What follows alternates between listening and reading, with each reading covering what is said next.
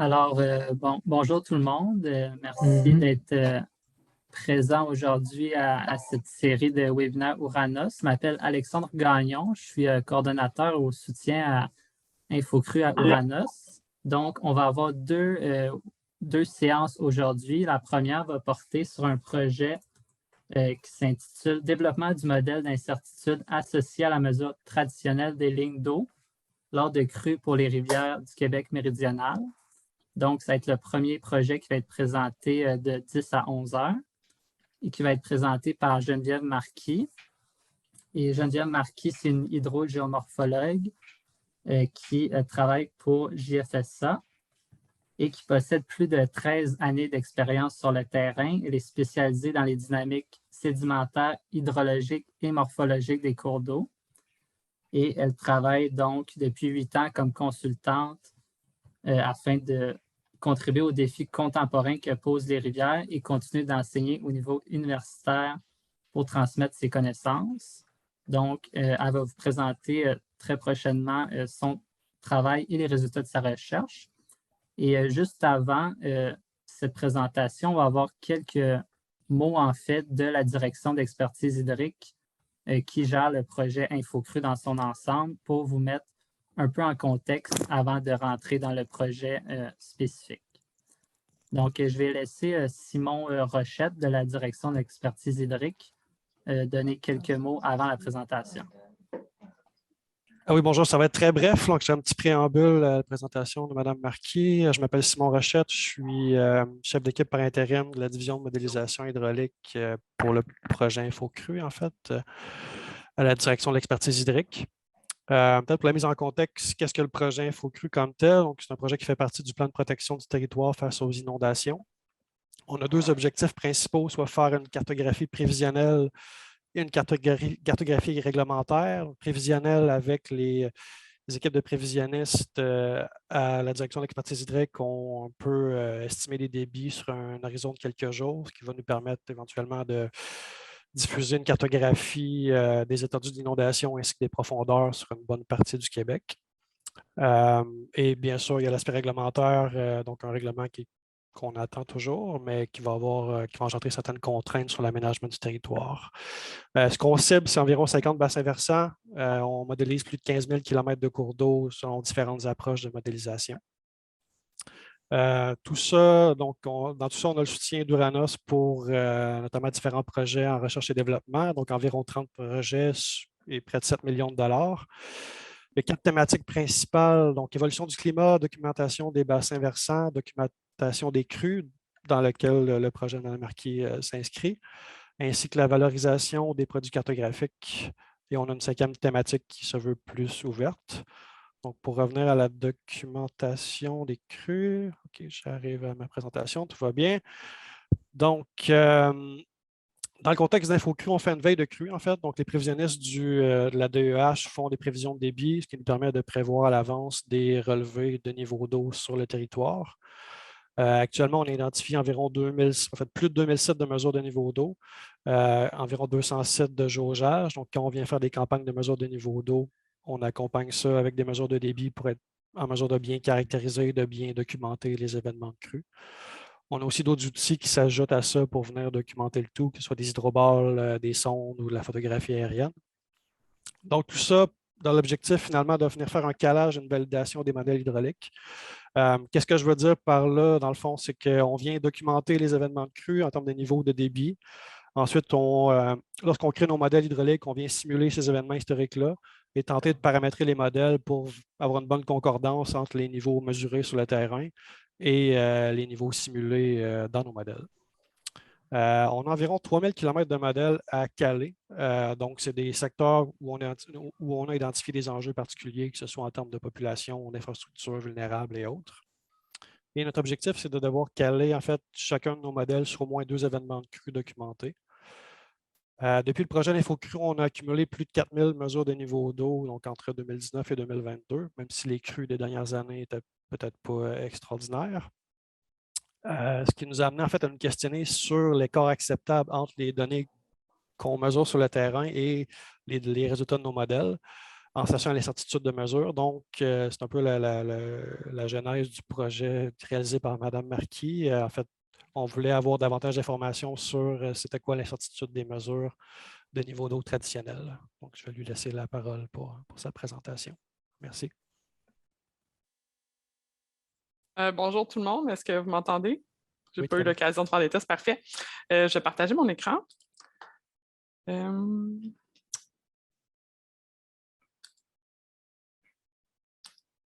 Est-ce que tout le monde voit ma présentation?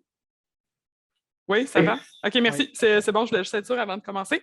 Premièrement, je suis vraiment contente de venir présenter ça devant. J'ai regardé les noms un peu des gens qui se sont connectés. Là. Il y a beaucoup de personnes que j'ai croisées dans ma vie à différents moments. Donc, bonjour à tous ceux qui se reconnaissent avec ces paroles. Ce que Simon a présenté, c'était intéressant pour mettre la table. Puis en fait, pour plusieurs d'entre nous, on a un parcours, à un moment, donc, là, beaucoup de gens ici qui ont des maîtrises, certains des doctorats. On a fait un parcours en recherche. Pour moi, ça a été vraiment le fun de faire ce projet-là parce que c'est un retour aux sources de deux façons. Premièrement, c'est de pouvoir faire un projet de recherche avec les bonnes ressources et les bons moyens, ce que souvent, on n'a pas l'occasion de faire dans nos balbutiements de la recherche quand on commence. La deuxième chose, c'est que le retour aux sources, c'est au niveau de la mesure. Souvent, dans notre monde où de plus en plus, c'est facile de mesurer, de quantifier, etc., on se pose moins de questions sur la qualité de cette mesure-là, puis c'est un peu ce qui a été fait dans ce projet-là, donc de manière assez exhaustive, en fait. Donc, vous voyez le titre, là, le titre résume pas mal les grandes lignes du projet, développement d'un modèle d'incertitude associé à la mesure traditionnelle des lignes d'eau lors des crues pour les rivières du Québec méridional. La mesure traditionnelle des lignes d'eau, c'est un jargon de la direction d'expertise hydrique pour parler de la mesure des niveaux d'eau par GNSS, là, donc par ce qu'on appelle communément un GPS là, quand on va sur le terrain. Souvent en mode RTK, donc c'est que le petit récepteur ici calcule sa position par rapport à une base qui est fixe dont on connaît bien la position. C'est la seule façon qu'on a avec la mesure par GNSS, d'avoir des mesures qu'on dit centimétriques, c'est-à-dire avec une bonne précision sur le niveau d'eau. Le téléphone, lui, quand on utilise le GPS de notre téléphone, la précision qu'il va obtenir en verticale va être plus de l'ordre de la dizaine, même du mètre. OK? Fait que là, c'est vraiment cette technique-là dont on parle ici.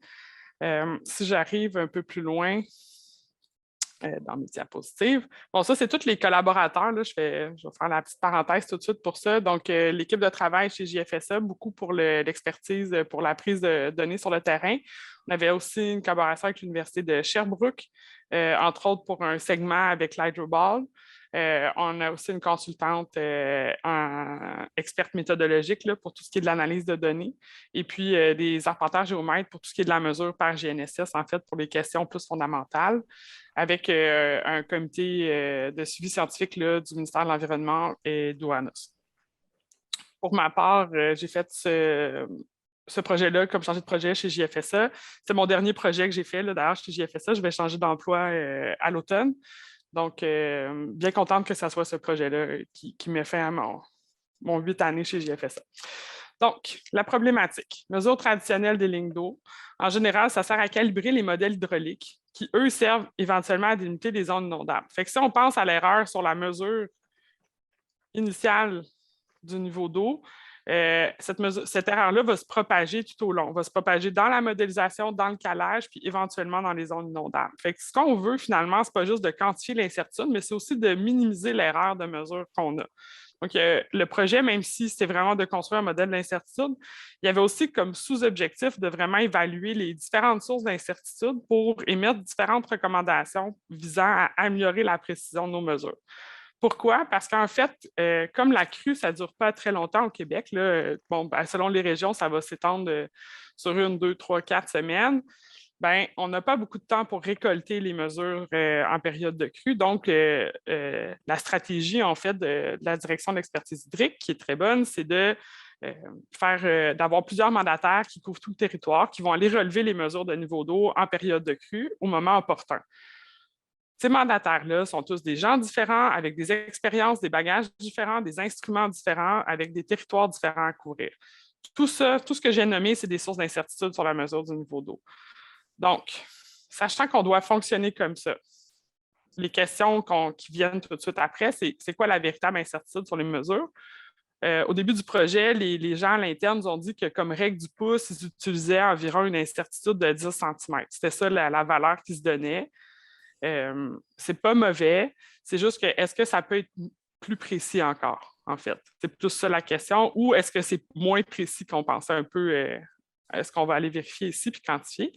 Puis de construire un modèle qui permet d'estimer l'incertitude selon le contexte précis de la mesure. Donc, ce que je veux dire par contexte précis, c'est que si, par exemple, je demande à mon mandataire,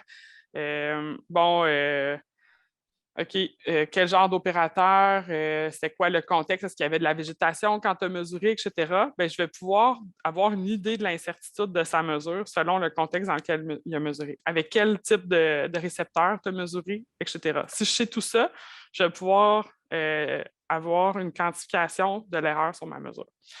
Donc, tout ça s'inscrit dans le programme InfoCru, ça a bien été mentionné au début. Donc, ça, c'est les objectifs spécifiques qui sont derrière la construction du modèle d'incertitude. Donc, il faut d'abord identifier toutes les sources d'incertitude liées à cette prise de mesure-là. Puis là, c'est pour le cas spécifique là, du GNSS en mode RTK. Donc, comme j'expliquais, là, c'est un récepteur mobile qu'on utilise avec un opérateur qui, lui, calcule sa position par rapport à des bases fixes. Il y a différents réseaux, là, pour ceux qui sont moins connaissants avec la mesure par GNSS. Le ministère a son propre réseau de base fixe, mais il y a aussi des privés là, comme SmartNet, qui a aussi des réseaux auxquels on peut avoir un abonnement pour les bases fixes. Donc, un autre objectif, évaluer et quantifier ces sources d'incertitude-là en utilisant une campagne de terrain en période de crue. Développer et valider le modèle d'incertitude.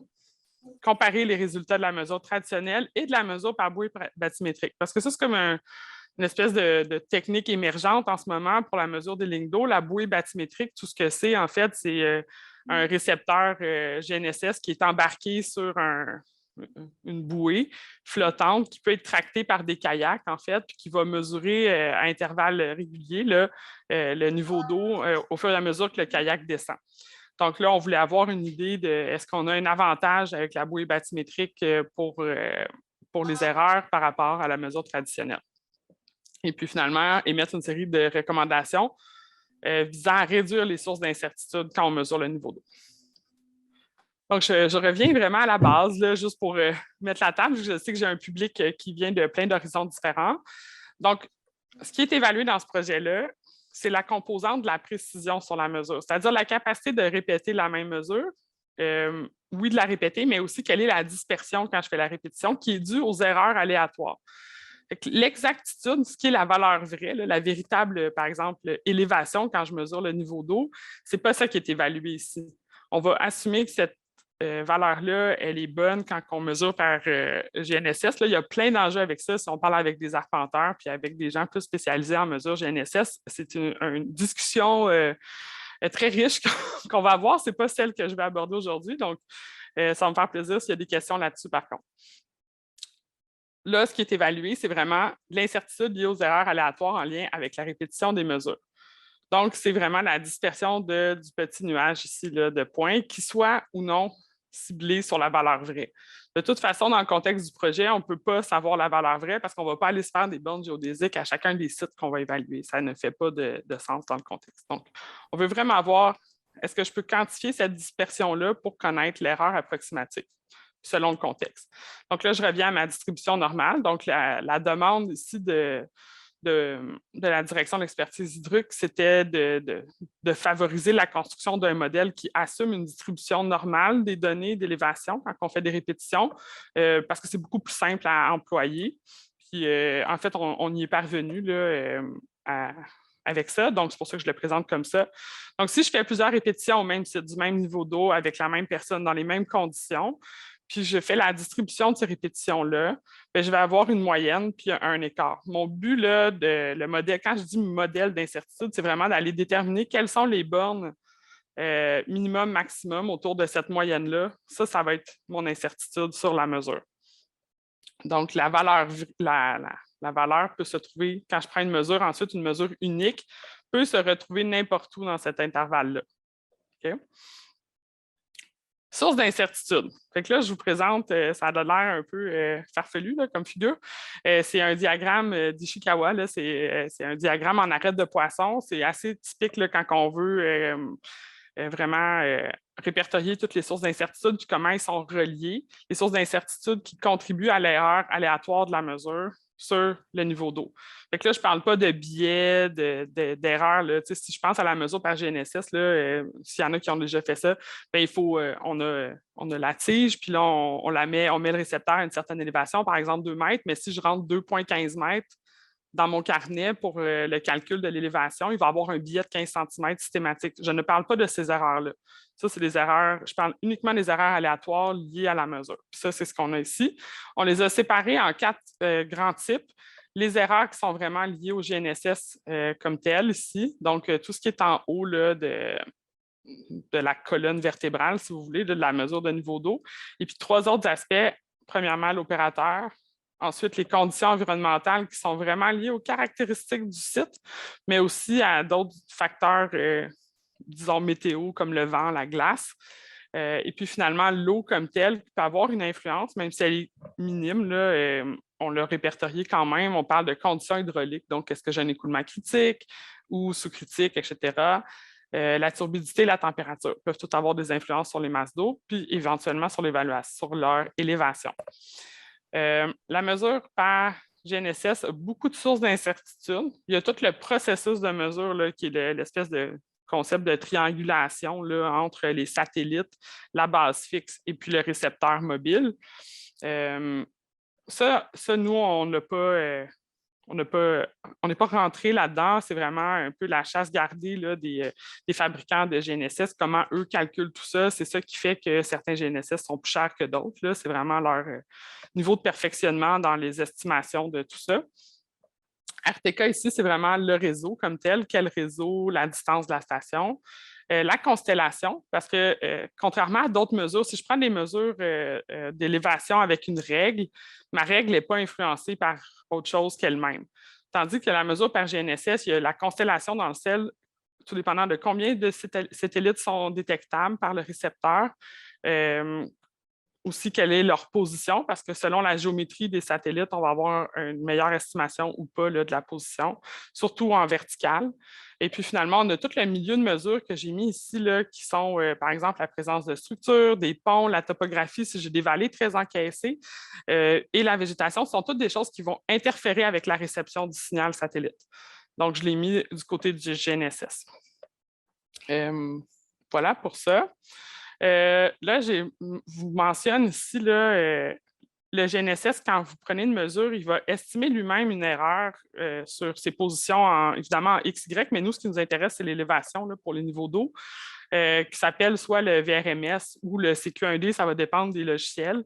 Donc, on a cette mesure-là qui va être estimée, puis si vous prenez 2 machines différentes, elles ne vont pas estimer la même erreur en même temps, à la même position, parce que c'est tout l'algorithme d'estimation du fabricant qui va varier. Donc, il y a ça qui est là, que je vais réutiliser plus tard, c'est pour ça que je l'introduis maintenant.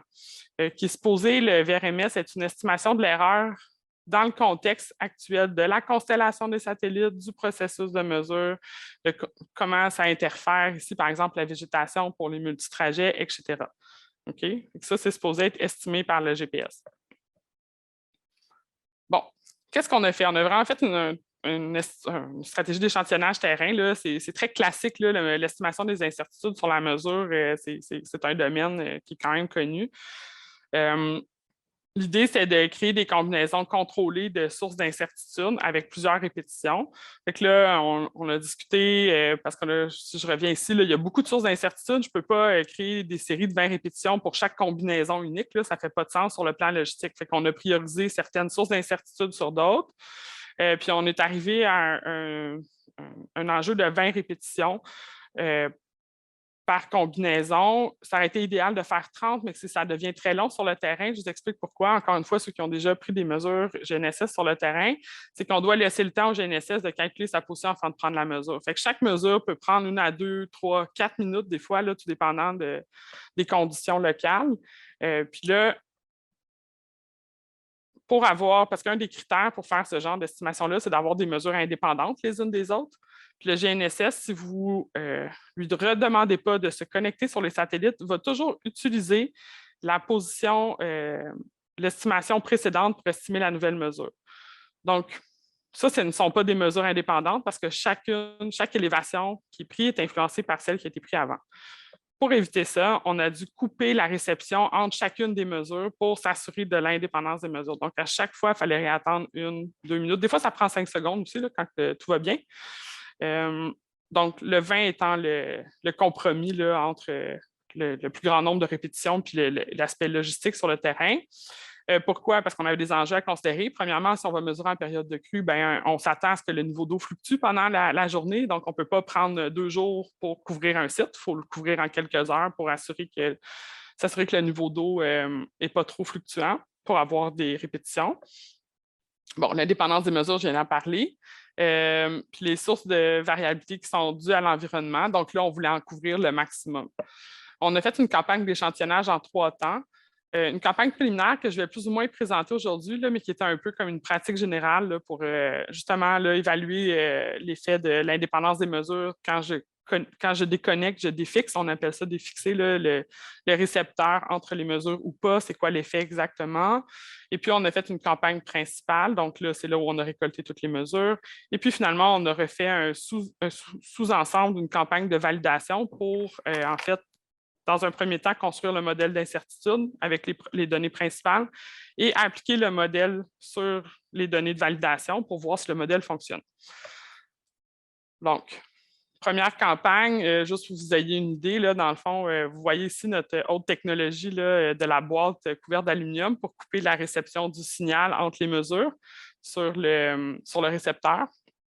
Donc, ce qu'on a fait sur la campagne de terrain luminaire, juste pour évaluer rapidement certains aspects, on avait 3 appareils. Je vous expliquais que les algorithmes vont varier d'un fabricant à l'autre. On a pris 3 appareils qui ont été choisis en fonction de leur prix, là, qui est un peu un reflet de leur niveau de sophistication, si on veut. Donc, on les a nommés haut de gamme, moyenne gamme, entrée de gamme.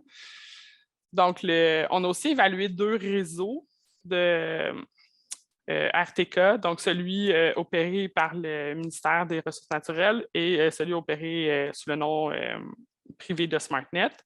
On a évalué aussi l'effet de la distance de la base fixe par rapport au récepteur. Vous voyez ici là, des distances de 2,4 à 105 km. Puis finalement, on essaie de un peu plus contrôler l'effet de la végétation là, en s'assurant de mesurer vraiment sur des milieux ouverts versus des milieux vraiment plus fermés par la végétation. Donc, on a aussi, pour ça, c'est dans le rapport, là, pour ceux qui voudront, je ne sais pas si Uranus diffuse les rapports, mais c'est plus écrit en détail. J'ai dit que le but n'était pas d'évaluer la valeur vraie. On a quand même pris les mesures sur des bornes géodésiques dont on connaît bien l'élévation pour juste se rassurer par rapport aux mesures, en fait. Donc, voilà pour ça. Donc, les objectifs ici, c'était d'évaluer l'effet du réseau, évaluer l'effet de la végétation, en étant relativement contrôlé, parce que souvent en berge, on a moins de choix par rapport à ça. Le biais par rapport à l'élévation vraie, et puis finalement l'indépendance des mesures. Tout ça, ça a été évalué, puis ça nous a permis d'aller à la campagne principale que vous voyez ici. Et que là, dans la campagne principale, ce qu'on a vraiment testé, c'est les 3 GNSS, la distance de la base en choisissant des sites qui étaient à des distances progressives des bases de la base fixe. On a seulement évalué un seul réseau parce qu'on s'est aperçu qu'il n'y avait pas de différence réelle là, entre les 2 réseaux sur les erreurs de mesure. On a utilisé 3 opérateurs différents qui avaient des bagages variés, là, un technicien, un professionnel, une étudiante. Technique de mesure, on en a mis 3, puis ça, c'était vraiment pour répondre à un problème, en fait. Puis c'est ça la photo que j'ai en bas à droite, là, c'est que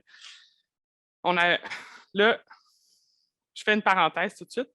Les mesures ont été prises l'an dernier, donc au printemps 2021. Au printemps 2021, la crue printanière a été non crue. pour tous ceux qui travaillent dans le domaine. Donc, ça, ce que vous voyez, là, c'est des mesures prises à ces dates-ci, entre le 12 et le 16 avril. Là, vous voyez le niveau d'eau, ce n'est pas vraiment une crue. Mais comme on a planifié le terrain en prévision qu'il y aurait une crue, on s'est dit, si le niveau fluctue pendant la prise de mesure, pendant nos répétitions, ça va tout fausser nos données. On ne pourra pas évaluer, faire le modèle. Donc, on va accompagner chaque mesure de niveau d'eau d'une mesure sur un point fixe, qui est ça ici, ce point fixe-là, qui nous aurait permis de corriger une tendance si le niveau d'eau est en train d'augmenter ou de diminuer. Donc, ça, c'est une des méthodes. Puis ensuite, on a aussi pris 2 mesures différentes de niveau d'eau. C'était vraiment une question de logistique de temps. On s'est dit qu'on avait le temps de le faire, prendre une mesure de niveau d'eau en allant poser la pointe ici de la tige sur une surface dure, là, sur une roche à la limite du niveau d'eau. Donc, ça, c'est une méthode.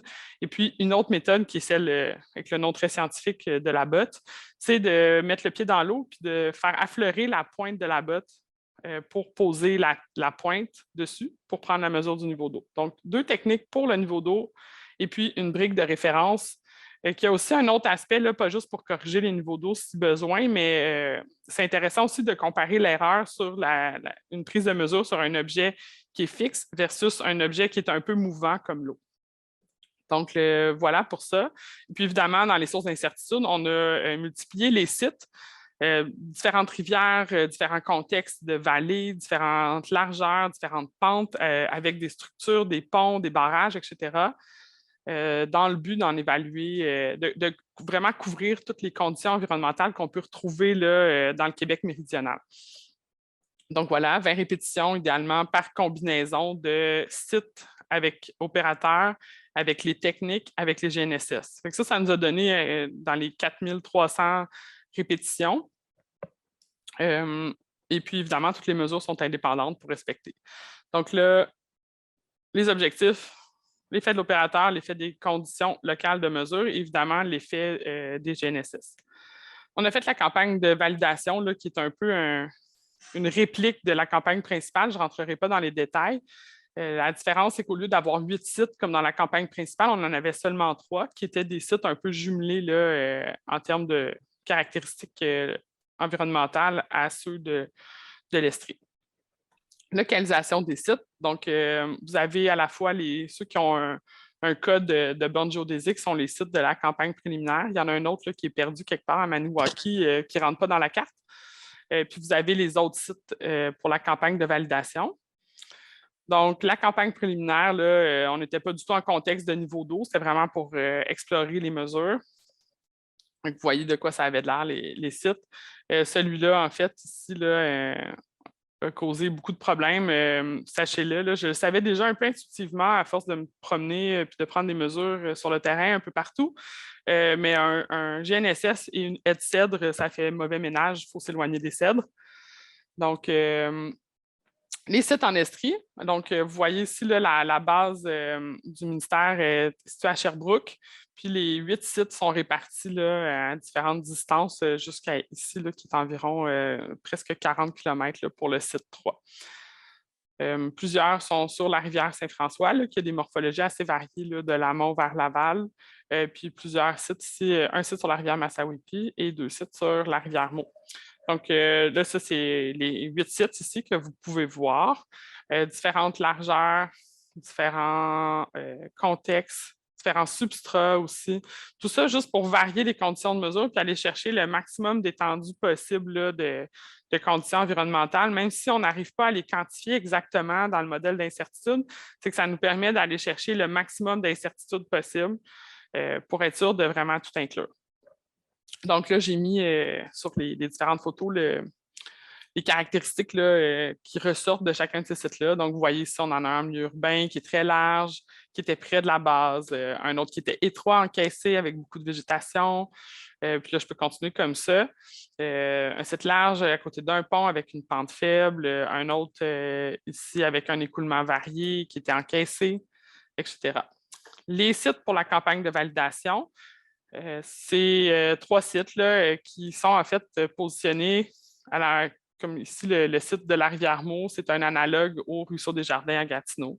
La même chose pour la rivière Blanche, la rivière Gatineau, qui représente 2 autres sites qu'on a mesurés en Estrie. donc qui ont leurs propres caractéristiques variées aussi. Bon, le bilan, si je fais résumer de ces mesures-là, on a au-dessus de 8000 mesures qui ont été récoltées sur 15 sites différents en 3 campagnes de terrain distinctes. On parle de 370 combinaisons de sources d'incertitude. Quand je disais qu'à chaque fois, on prenait 20 répétitions pour un opérateur, une machine, un site, puis une méthode, bien, ça nous donne 370 combinaisons à évaluer. Tout s'est passé tel que prévu, là, puis assez bien orchestré, à l'exception des niveaux d'eau qui n'étaient pas au rendez-vous. Puis là, je vous ai mis un hydrogramme là, de la rivière au Saumon, là, qui est la photo que vous voyez à droite. Donc, ça, c'est pris comme 15 avril, là, cette photo-là. On voit qu'on est presque à l'étiage, en fait, là, en termes de niveau d'eau. Puis là, vous voyez ici, là, on s'est retrouvé malheureusement entre les 2 pics qui n'ont pas été très gros l'an dernier, mais quand même, au moins au mois de mars, il y a quand même eu un petit pic. Mais on s'est retrouvé ici, là, dans les minimums historiques là, depuis que la station mesure. Aussi, l'hydroball ou la bouée bathymétrique, là, elle, on l'a utilisée sur la rivière Saint-François pendant le mois de mars. Donc, ça, elle a mesuré en contexte de crue. Vous voyez ici le parcours qu'elle a fait. Donc, vous avez Sherbrooke là, qui est ici, là, le point là. Et puis, la descente a commencé ici en amont c'est une distance de presque 40 km, si je ne m'abuse. Vous voyez ici, pour ceux qui ne connaissent pas la bête, c'est la bouée bathymétrique ici. Donc, ce qu'on voit là, c'est vraiment, il y a un GNSS qui est à l'intérieur, qui est embarqué avec une espèce de trimaran là, pour la stabilité sur l'eau. Au-dessus, ce que vous voyez, c'est que c'est Mélanie à l'Université de Sherbrooke, là, voulait comparer en fait les mesures du GNSS de l'hydroball avec les mesures d'un GNSS plus haut de gamme ici. Donc, elle les a superposées en fait pour pouvoir comparer les mesures de niveau d'eau pendant la descente. Les résultats, à quoi ça ressemble? Je vous montre la photo ici pour que vous compreniez l'espèce de logistique de pourquoi 3 GNSS, pourquoi 3 opérateurs. C'est que ça nous permettait d'optimiser le temps de chacun. Ils n'avaient pas à attendre les uns après les autres, quoique finalement. Mais l'idée, c'est d'avoir 3 positions de mesure côte à côte, une pour chaque GNSS utilisé, avec les 3 opérateurs qui peuvent faire leur répétition. Et puis après, changer de position pour refaire exactement la même opération avec un autre GNSS. Et puis finalement, un autre échange pour faire le 3e GNSS pour chaque opérateur. Je lève mon chapeau aux opérateurs. C'est un terrain qui est très répétitif et très long. Par contre, ils m'ont tous dit que ça l'a fait d'eux des meilleurs techniciens de mesure là, parce qu'ils sont beaucoup plus conscients des fluctuations de mesures entre 2 mesures là, sur le terrain, puis de prendre le temps de bien se positionner. Donc, voilà, fait que vous voyez ici là, les trois briques de référence qui étaient positionnées avec les fameuses boîtes là, pour assurer l'indépendance des mesures. Donc, le tableau que vous voyez ici, dans le fond, c'est que, par exemple, vous avez un site ici, le premier site sur la rivière Saint-François, un opérateur CK, la première méthode, donc qui était la méthode, je crois, qui était celle sur le bord de l'eau, donc à l'affleurement d'une roche. Vous avez le nombre de répétitions pour chacun des GNSS, puis l'élévation moyenne. C'est normal qu'elle diffère, les élévations moyennes, puisque la position le long de la berge pour chaque GNSS était différente. De toute façon, on évalue seulement les écarts à la moyenne de chacune des répétitions. Et puis ici, vous voyez l'étendue entre la mesure minimum et la mesure maximum. Pour ce site-là, ici, on était autour de 4 cm. Je vous en présente un autre là, ici pour le 2e site, qui est un ruisseau assez étroit et encaissé. Puis là, on voit que dans certains contextes, l'étendue va augmenter. Ici, on a presque 40 cm là, pour les répétitions, pour une méthode 2. Donc, le modèle d'incertitude utilise tout ça pour bien évaluer, selon le contexte, l'erreur sur les mesures. Puis essayer de caractériser lesquelles sont les plus importantes. Avant de commencer, on s'est aperçu de quelque chose qui est un phénomène qui est connu là, chez les arpenteurs, qui s'appelle le faux fixe.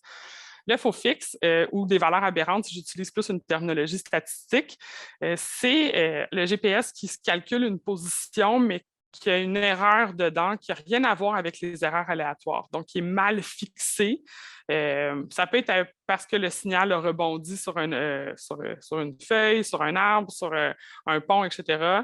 Ça peut arriver n'importe quand, puis le GNSS, les algorithmes GNSS n'ont aucun moyen de détecter ce faux fixe-là. Donc, c'est une mesure qui est achetée aux poubelles, en fait. Il n'y a rien à faire avec.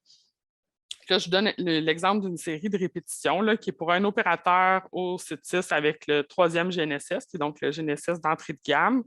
Puis là, vous voyez la distribution c'est une boîte à moustaches là, qui a été faite pour les 20 mesures. Puis vous voyez que j'ai des mesures qui sont très, très loin là, du centre de masse. Donc, si vous regardez ici, j'ai la moyenne qui est à peu près à 173,75. Puis là, j'en ai un qui est j'ai un point tout seul à 173 mètres, donc 75 cm sous la moyenne. J'en ai un autre qui est à presque un peu plus qu'1 mètre là, en haut de la moyenne. Ça, c'est des faux fixes. Puis là, vous voyez l'effet que ça a ici, par exemple, sur la caractéristique des paramètres de la série. Quand je prends toutes les valeurs, j'ai un écart type de 36 cm, là, ce qui est assez élevé pour 20 répétitions au même site. Puis j'ai une étendue de 2 mètres, ce qui vraiment m'indique que ces erreurs-là sont probablement des faux fixes. Quand j'enlève les valeurs aberrantes de l'estimation, j'obtiens un écart type qui a plus de sens, là, qui est près de 3 cm, puis une étendue d'environ 10 cm, qui ça aussi fait du sens selon la technologie et la capacité de précision. Donc, parce que j'ai fait 20 répétitions, j'ai pu détecter mes faux fixes. Donc, quand je pense à envoyer des mandataires sur le terrain, prendre des mesures, souvent, ils vont prendre des mesures uniques. Parce que l'idée, c'est d'en prendre plusieurs de l'amont vers l'aval pendant la période de crue pour caractériser la ligne d'eau de la rivière. Donc, comment je fais pour me détecter des faux fixes? Bien, ça va faire partie des recommandations, mais en discutant avec l'arpenteur, lui, il a dit qu'il y aurait vraiment confiance si on arrive tout le temps à faire 2 répétitions de mesures qui ont à peu près la même hauteur. Lui, il dit qu'il a confiance dans ces 2 mesures-là parce que faire 2 faux fixes de suite en défixant l'appareil, c'est presque impossible. On est arrivé à une règle du pouce, c'est qu'il faut que la différence entre les 2 élévations soit de moins de 50 cm pour dire qu'on n'est pas dans les valeurs aberrantes ou dans les faux fixes. Ça, c'est en estimant tout le jeu de données. Je donne un aperçu des probabilités d'avoir des faux fixes quand on mesure. Dans notre jeu de données là, que je vous ai présenté, où on a un peu plus de 8000 répétitions au total, j'ai identifié, selon ce critère-là, 28 faux fixes. Donc, 3,5 chances sur 1000 d'avoir des valeurs erronées. J'avais un site problématique, je vous en ai parlé, c'est celui avec les cèdres. Donc, en enlevant le site avec les cèdres où il y avait une quantité impressionnante de faux fixes, le taux tombe à 1,5 chances sur 1000. Et puis là, ce qu'on voit, c'est qu'il y a quand même aussi un patron selon la gamme du GNSS. Avec mon GNSS d'entrée de gamme, j'ai un taux de 2,6 pour 1000, alors qu'avec le GNSS haut de gamme, j'ai moins de 1 pour 1000. Faux fixe. Donc, ça n'arrive pas souvent, mais quand on prend beaucoup de mesures régulièrement, il faut s'attendre à en avoir. À quoi ressemble le jeu de données quand je résume? C'est quoi les écarts types de chacune de mes séries de répétitions? Ici, je l'ai représenté les classes là, c'est des classes de 1 cm, fait que de 0 à 1 cm, de 1 à 2, etc., jusqu'à plus grand que 10. Ce qu'on voit, c'est que la plupart des séries ont un écart type inférieur à 10 cm. Puis quand j'enlève les faux fixes, il n'y en a aucune qui a un écart type supérieur à 10 cm. Je suis toujours en bas de 10 cm. Déjà, ça, c'est une bonne indication de la qualité de jeu de données. Puis en fait, quand je regarde la distribution, c'est que la plupart des séries, je l'ai écrit en haut, 97,3 % des séries ont un écart type inférieur à 5 cm. Ça, c'est déjà rassurant sur la qualité là, de la répétition des mesures. Parce que oui, il y a l'erreur liée au GNSS lui-même, quand il nous donne son erreur, le VRMS là, ou le CQ1D. Mais on rajoute plein d'autres erreurs quand on va sur le terrain avec l'opérateur, avec la tige, avec tout le contexte environnemental. Donc, on voit que les erreurs sont quand même assez faibles. Je reviens à mon diagramme en arête de poisson ici. Là, je vais réintroduire rapidement là, le VRMS, le CQ1D qui est estimé par le GNSS. J'ai mis en jaune là, toutes les sources d'incertitude que je sais qui ont varié pendant mes prises de mesure parce que soit j'ai choisi les sites en conséquence pour le faire varier, soit parce que les constellations, elles changent tout le temps puisque les satellites sont en mouvement. Donc, est-ce que je peux expliquer mon VRMS avec les différentes sources d'incertitude que j'ai mesurées sur le terrain ou que j'ai estimées là, en choisissant des titres différents? Donc, la réponse semblerait être oui. Ici, je vous donne 2 exemples avant de vous montrer l'analyse complète du jeu de données. Ce que vous avez ici, c'est les mesures prises par un opérateur avec une technique là, sur le bout de la botte pour les 8 sites en Estrie avec 2 GNSS différents. Ça, c'est la GNSS 1, c'est celui du haut, celui du bas, c'est le GNSS 2. Et puis, les 2 bâtons qui sont côte à côte sur les sites. Le premier, plus pâle, là, correspond à l'écart type des répétitions qui ont été prises, les 20 mesures. Quel est l'écart type? Ça, c'est la barre qui est à gauche à chaque fois pour chacun des sites. Et puis, en plus foncé, c'est la moyenne du VRMS estimée par le GPS. On voit qu'il y a une forte concordance entre les deux, même si ce n'est pas parfait. On voit qu'il y a vraiment un lien entre l'erreur sur les mesures des répétitions puis l'erreur estimée par le GNSS lui-même. C'est vrai pour les 2 GNSS. J'en profite d'avoir ces figures-là pour vous faire remarquer que ce n'est pas anodin le choix du GNSS, c'est que vous voyez que selon l'appareil, ils vont mieux performer dans certains environnements puis moins bien dans d'autres, selon leurs caractéristiques intrinsèques. Là. Comme vous voyez, le site 3 est un bon exemple. Le GNSS 1 a quand même des bonnes erreurs ici, qui sont assez basses, alors que le 2 a des erreurs, c'est le site où les erreurs sont les plus élevées. C'est quoi la différence principale entre le site? C'est quoi la différence? Voyons, qu'est-ce qui se passe au site 3 là, qui fait monter les erreurs pour le 2e GNSS? C'est la distance de la base qui était plus élevée. Donc, puis le GNSS 1, c'est celui de haut de gamme. Probablement que ces algorithmes sont plus performants quand on est à bonne distance de la base. Bon, ceci étant dit, quand je regarde la relation pour chacune de mes répétitions entre l'écart type de la série et le VRMS moyen de ces répétitions-là pour chacun des GNSS, j'ai pris les 3 couleurs, j'ai mes 3 GNSS, j'ai fait des régressions différentes. Ce qu'on voit, c'est que chaque GNSS est réagit un peu différemment, mais a quand même des bons des relations entre les 2 valeurs. Si je les prends un par un, mon GNSS 1, c'est celui en bleu, c'est le haut de gamme. Ce qu'on voit, c'est que la pente, c'est pratiquement 1 pour 1. Donc, il y a une forte concordance entre les 2 valeurs. C'est aussi une explication à simple. La variance expliquée est assez élevée. Là, on est à presque 70 %. Le deuxième, mon GNSS moyenne gamme, qui est en orangé. La pente est beaucoup plus faible. Qu'est-ce que ça veut dire? Ça veut dire qu'en fait, lui, son estimation du VRMS est un peu surestimée par rapport à l'erreur totale là, qui est estimée par les répétitions. Finalement, le 3e GNSS, qui est celui d'entrée de gamme, sa pente à lui est très, très élevée, ce qui montre que lui, en fait, il sous-estime son VRMS là, est sous-estimé par rapport à la réalité, à l'erreur dans la réalité. Donc, ça, c'est à tenir en compte. On va en tenir en compte plus tard là, dans le développement du modèle d'incertitude. Là, d'ailleurs, je ne l'ai pas dit, mais s'il y en a qui ont des questions, n'hésitez pas à m'interrompre. Ça me fait plaisir. Là, j'ai vu le temps. Je vais pas trop rentrer dans les détails de construction du modèle. Là. Je vais vous présenter plus la validation puis les erreurs, mais juste rapidement conclure sur ça. C'est que le VRMS, souvent, on sait qu'il est enregistré dans l'appareil, mais on ne va pas tant en tenir compte après dans nos utilisations de post-traitement. Puis même d'ailleurs, avant, l'expertise hydrique ne demandait pas cette valeur au mandataire, demandait seulement l'élévation. Puis dans nos recommandations, ça va être puis je pense qu'ils l'ont déjà intégré aux nouveaux appels d'offres, de aussi fournir le VRMS ou le CQ1D avec la mesure d'élévation qui est mesurée sur le terrain.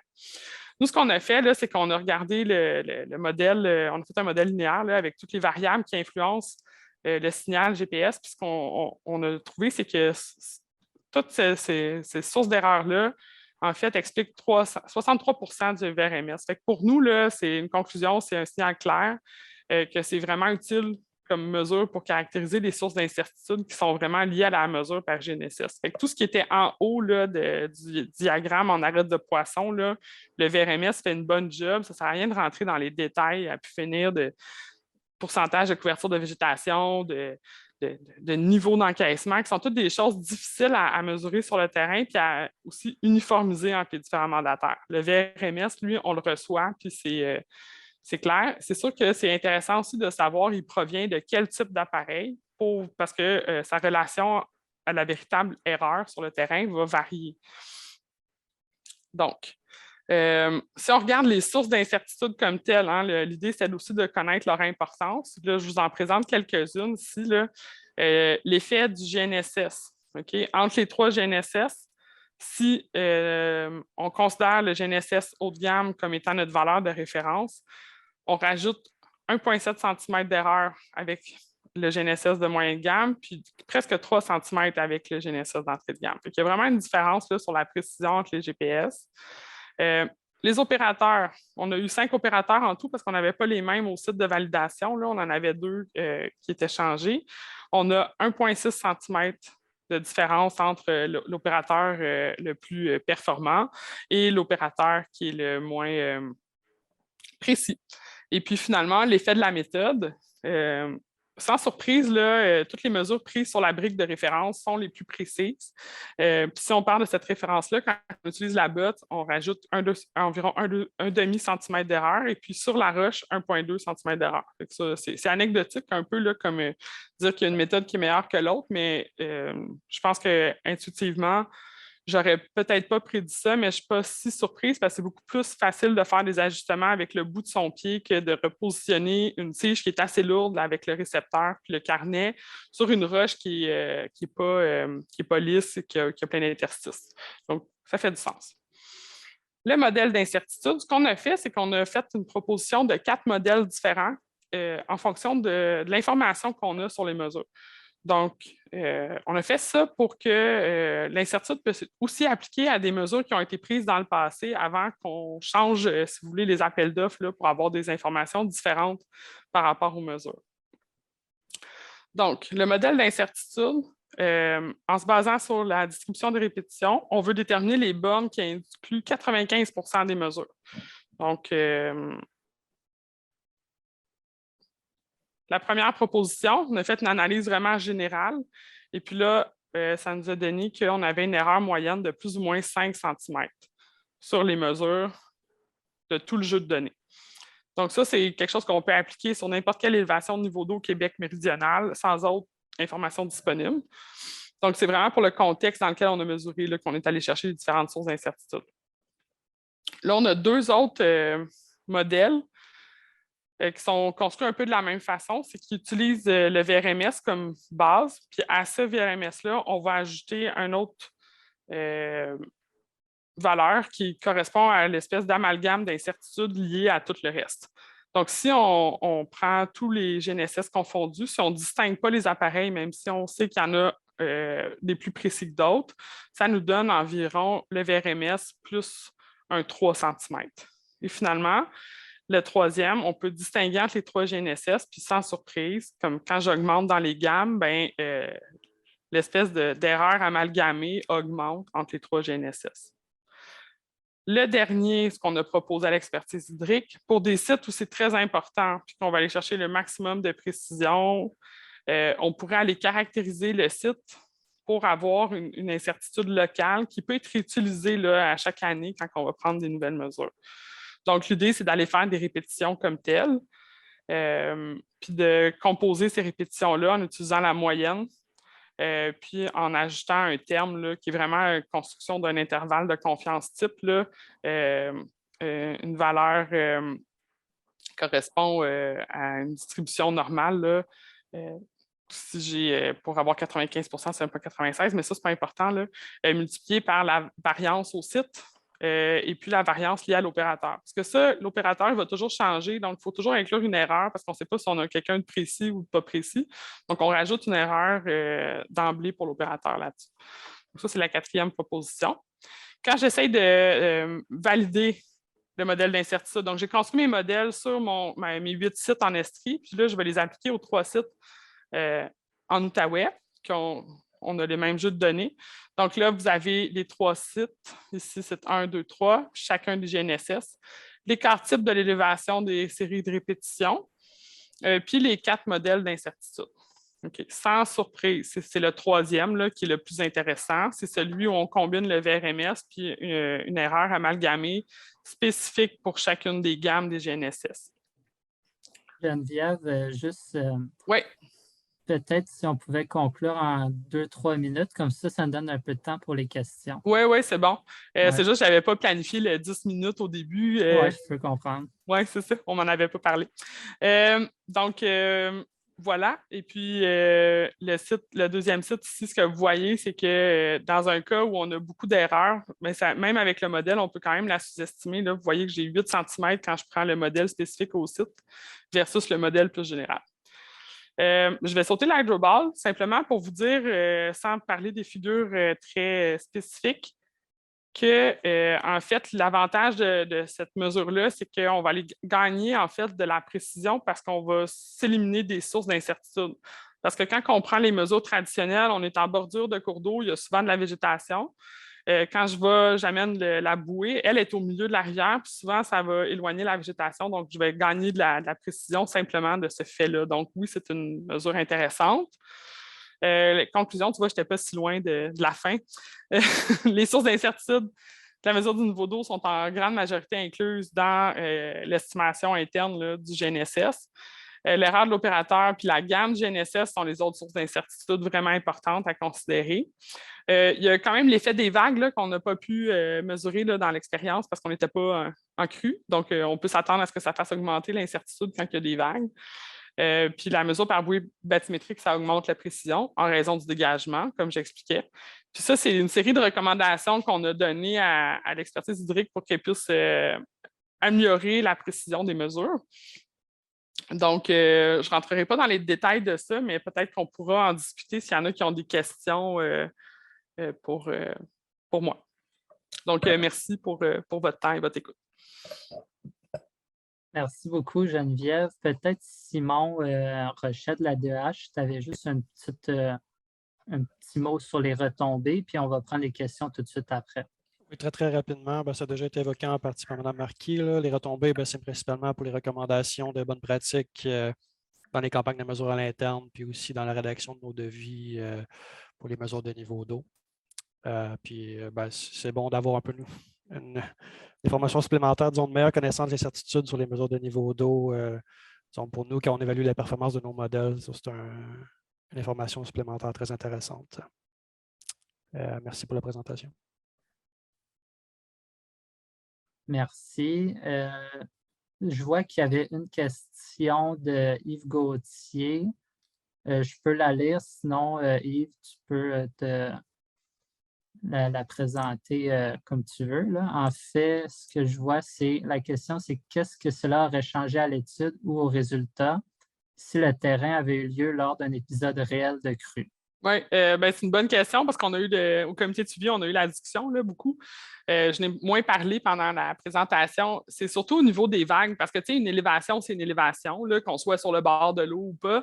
On est quand même allé prendre les mesures sur le bord de l'eau pour avoir les sources d'incertitude vraiment liées à ce type de mesures-là. Ce ne sera pas les mêmes que si on doit faire des mesures en milieu urbain avec plein de bâtiments puis des ponts et des structures partout. Fait que là, on voulait quand même reproduire le contexte réel. C'est vraiment au niveau des vagues, des écoulements surcritiques là, qui va avoir un impact ou, je ne sais pas, dans des contextes où on a encore les couverts de glace qui vont faire que ça va rendre plus difficile de trouver le bon niveau d'eau. Mais ça peut être évalué un peu à part. Donc, c'est ça. Ouais. Parfait. Il y a Alain Maillot qui a la main levée. Bon, vous m'entendez? Oui. Je voulais vous féliciter. C'est une présentation. Là, pour moi, c'est un modèle de présentation. C'était clair. Merci beaucoup. C'était vraiment intéressant. Bien, merci.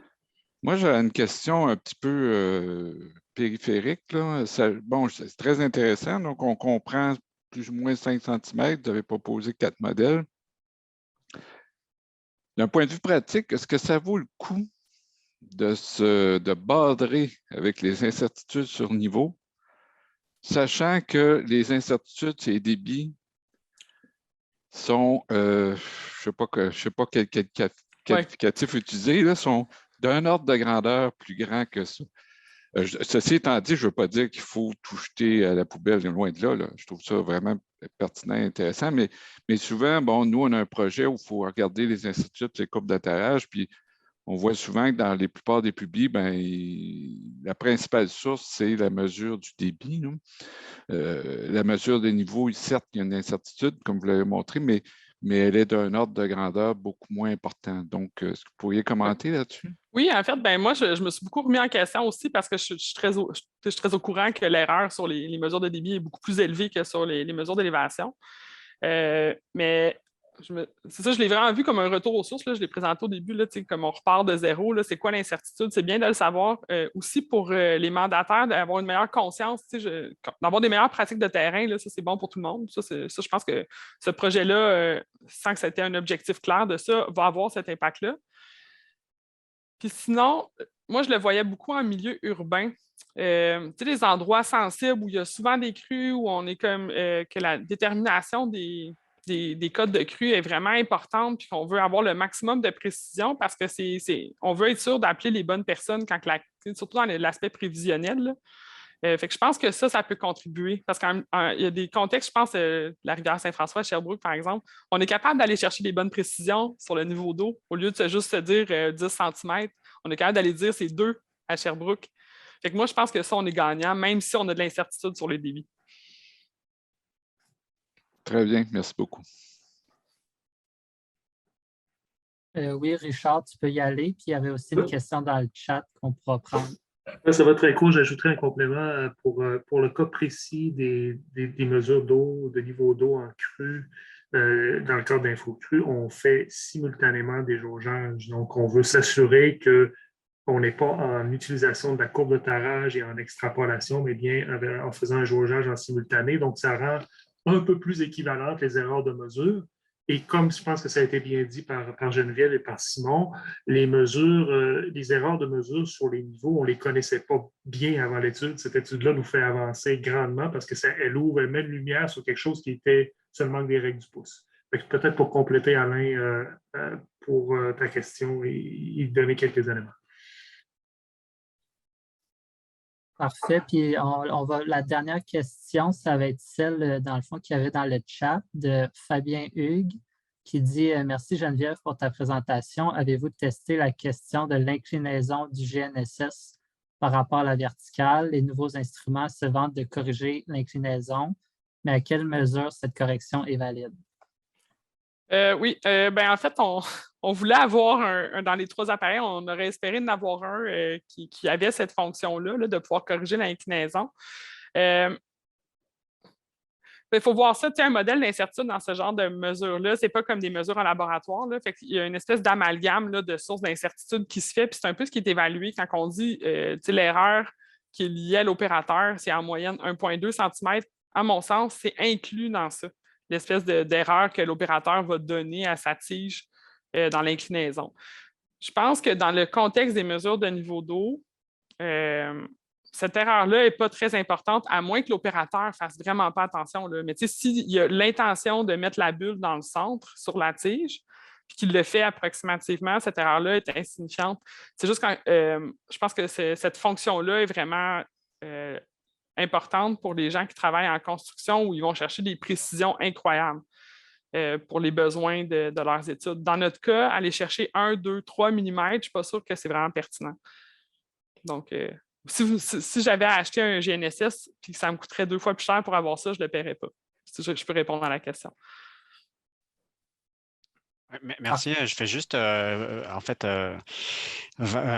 confirmer, c'est parce qu'il y a des nouveaux GNSS, là, ils proposent le système sans bulle du tout. C'est juste que tu le places, là, puis tu essaies de t'écarter un maximum de la végétation avec un angle qui peut être vraiment poussé. Là.